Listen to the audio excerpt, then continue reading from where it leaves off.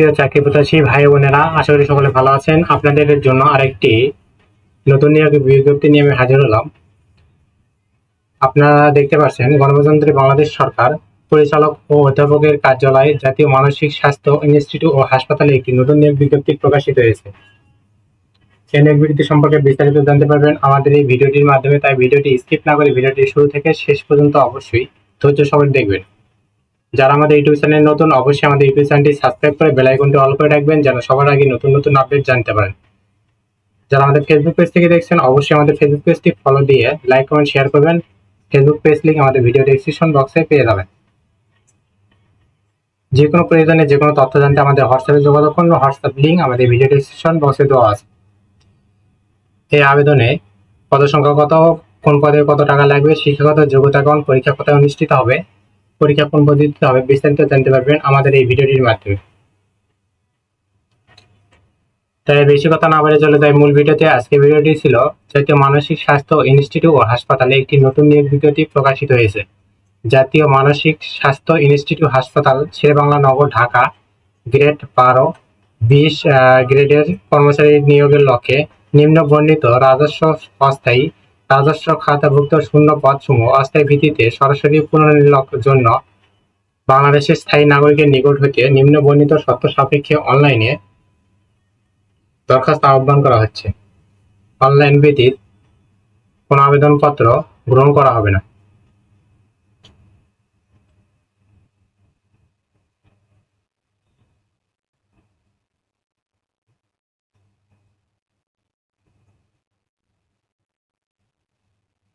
এক নম্বর পদ হলো ফিজিওথেরাপিস্ট।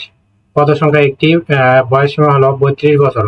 কোন শিক্ষিত ইনস্টিটিউট হতে ফিজিওথেরাপি বিষয়ে ডিপ্লোমা ডিগ্রি অথবা শিক্ষিত বোর্ড হতে বিজ্ঞানে উচ্চ মাধ্যমিক সার্টিফিকেট বা সমানের পরীক্ষায় উত্তীর্ণ হতে হবে। কোন প্রতিষ্ঠিত হাসপাতালে ফিজিওথেরাপিস্ট হিসেবে 5 বছরের চাকরির অভিজ্ঞতা থাকতে হবে।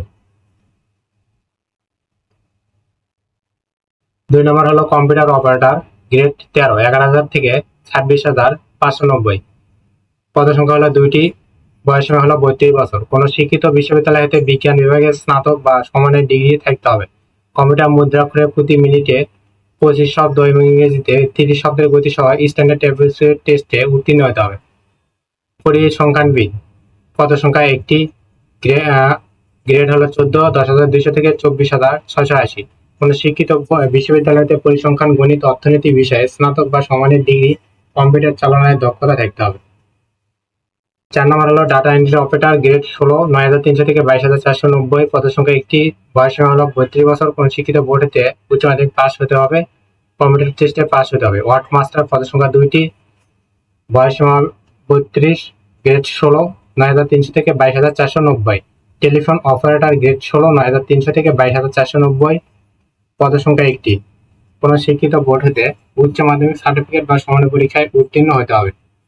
গাড়ি চালক, পদ সংখ্যা হলো একটি, বয়সসীমা 32 বছর। কোন শিক্ষিত বোর্ড হতে জুনিয়র স্কুল সার্টিফিকেট বা সমানের পরীক্ষায় উত্তীর্ণ হতে হবে।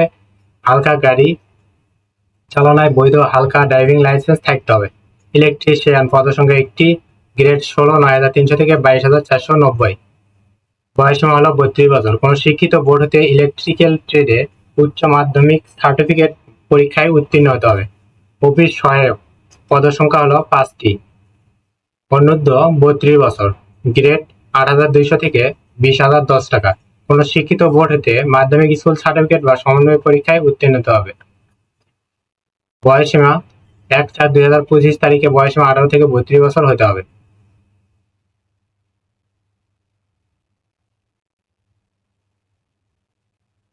অনলাইনে আবেদনপত্র পূরণ ও ফি জমাদানের শুরুর তারিখ হলো 30/4/2025 সকাল 10 ঘটিকা হতে। অনলাইনে আবেদনপত্র জমাদানের শেষ তারিখ হলো 20/5/2025 বিকাল 5 ঘটিকা পর্যন্ত। উক্ত সময়সীমার মধ্যে আবেদনটি সাবমিট হলে 72 ঘন্টার ভিতর টাকা জমা দিতে হবে। 1 নং ক্রমিকের জন্য 150 টাকা, টেলিটক সার্ভিস চার্জ 18 টাকা, মোট 168 টাকা। 2, 3, 4, 5, 6, 7, 8 নং ক্রমিকের জন্য পরীক্ষার ফি বাবদ 112 টাকা জমা দিতে হবে এবং 9 নং ক্রমিকের জন্য টেলিটক সার্ভিস চার্জ সহ 56 টাকা অনধিক 72 ঘন্টার ভিতর জমা দিতে হবে।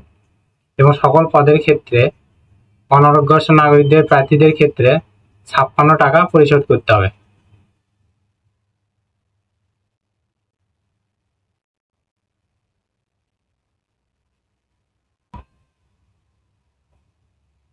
উক্ত সকল পদের পরীক্ষা ঢাকার বিভিন্ন শিক্ষা প্রতিষ্ঠানে অনুষ্ঠিত হবে এবং এই পরীক্ষাগুলো অবশ্যই লিখিত পরীক্ষা অনুষ্ঠিত হবে। তাই অবশ্যই আপনারা লিখিত পরীক্ষার জন্য প্রস্তুতি নেবেন এবং ঢাকায় পরীক্ষা দেওয়ার জন্য মন মানসিকতা বজায় রাখবেন। আশা করি সকলে বুঝতে পারছেন। পরবর্তী ভিডিওতে নতুন কোনো জব সার্কুলার নিয়ে হাজির হবো। ততক্ষণ আপনারা ভালো থাকবেন, সুস্থ থাকবেন। যারা আমাদের ইউটিউব চ্যানেল নতুন, অবশ্যই আমাদের ইউটিউব চ্যানেলটি সাবস্ক্রাইব করে বেল আইকনটি অল করে রাখবেন। ধন্যবাদ।